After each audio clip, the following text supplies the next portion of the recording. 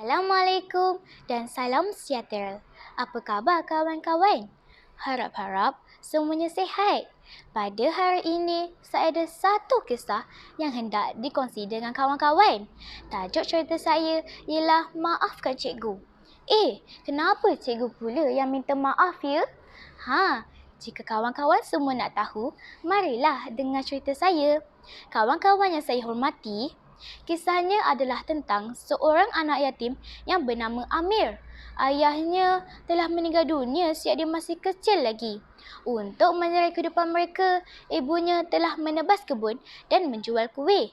Namun, Amir tidak pernah mengeluh. Malah, dia turut membantu ibunya dengan menghantar surat khabar sebelum ke sekolah. Baiknya Amir tu ya kawan-kawan. Seperti biasa, pada pagi itu, Amir mengayuh basikalnya laju-laju, berpeluh-peluh badannya. Amir bimbang akan bertembung dengan Cikgu Hakim, guru disiplinnya di sekolah. Mendengar namanya, sudah cukup membuatkan para pelajar kecut perut, apatah lagi bersemuka dengannya. Seramnya kawan-kawan. Ingatlah ya kawan-kawan, datang lambat ke sekolah bukanlah sikap yang baik. Ketika sampai di sekolah, jam tangan Amir menunjukkan 8:30 pagi. Dengan langkah yang tergesa-gesa, Amir pun terus ke kelasnya. Tiba-tiba, Amir! Nama Amir dipanggil. Panggilan itu lantas mematikan langkahnya. Degupan jantung Amir berdegup kencang. Terlihat wajah Cikgu Hakim yang sangat serius dengan suara yang lantang. Amir dimarahi kerana datang lewat. Amir hanya membisu. Memberi alasan pada saat itu bukanlah tindakan yang bijak. Walaupun Amir pernah menjelaskan, namun Cikgu Hakim enggan mendengarnya. Malah dia dituduh menegakkan benang yang basah. Kawan-kawan sekalian, apakah yang berlaku selepas itu? Apa lagi? Amir dibawa di bilik guru disiplin lah. Amir diberi surat amaran untuk disampaikan kepada ibunya. Amir pun menerima dengan sedih. Berat mata memandang, berat lagi bahu yang memikul. Amir kecewa kerana dituduh seorang pelajar yang malas. Padahal dia bukanlah apa yang disangkakan. Kawan-kawan Amir juga sering mengejeknya kerana selalu didenda atas kelewatannya ke sekolah. Setelah sesi persekolahan tamat pada hari itu, Amir pun terus pulang ke rumah. Selepas selesai solat, Amir pun terus ke dapur kerana perutnya terasa terlalu lapar. Apabila dia hendak ingin menjamah makanan, dia teringat kembali peristiwa yang berlaku di sekolahnya tadi. Seleranya hilang. Dia membuat keputusan untuk ke kebun Pak Megat untuk berjumpa dengan ibunya. Dia ingin menceritakan peristiwa yang berlaku di sekolahnya tadi. Sebaik sahaja dia terpandang wajah ibunya, dia berasa tidak sampai hati untuk menceritakan. Malah, dia turut membantu ibunya menyelesaikan kerja. Bagi dia, ibulah segala-galanya. Ingatlah ya kawan-kawan, syurga itu di bawah telapak kaki ibu.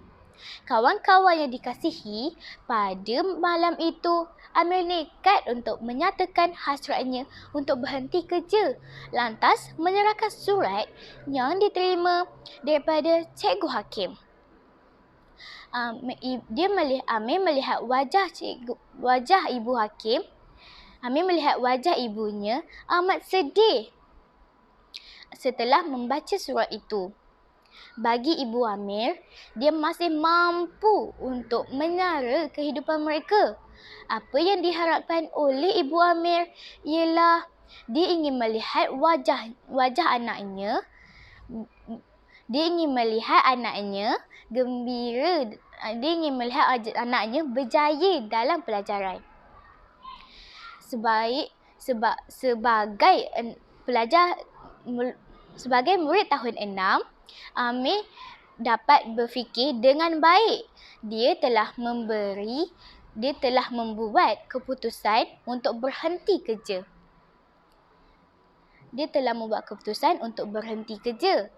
Dia berazam selepas ini dia akan datang awal ke sekolah dan belajar bersungguh-sungguh. Justru keesokan harinya, pagi-pagi lagi Amir sudah tiba di kedai Pak Cik Mutu. Dia ingin menyatakan hasratnya untuk berhenti kerja. Selepas itu, Amir pun mengayuh basikalnya lebih laju dari yang biasa. Amir tidak mahu lagi datang lewat ke sekolah.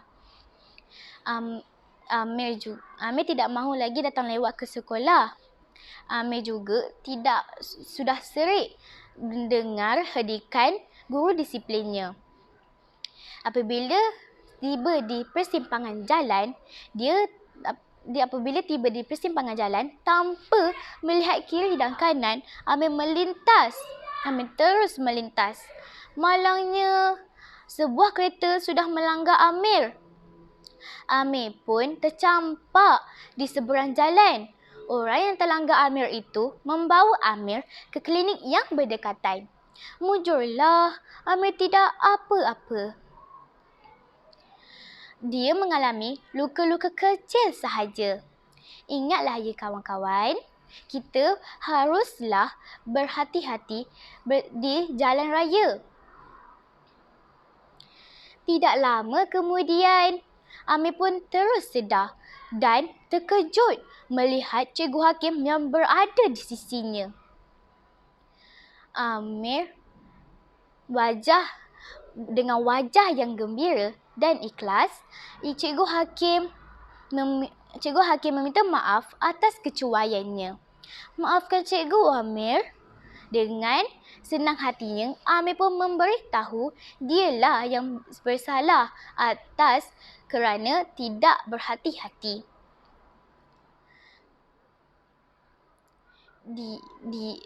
Kerana tidak berhati-hati. Sekiranya kawan-kawan membuat kesalahan, janganlah malu untuk meminta maaf ya, kerana orang yang mengakui kesalahannya akan dipandang mulia. Sekian, terima kasih.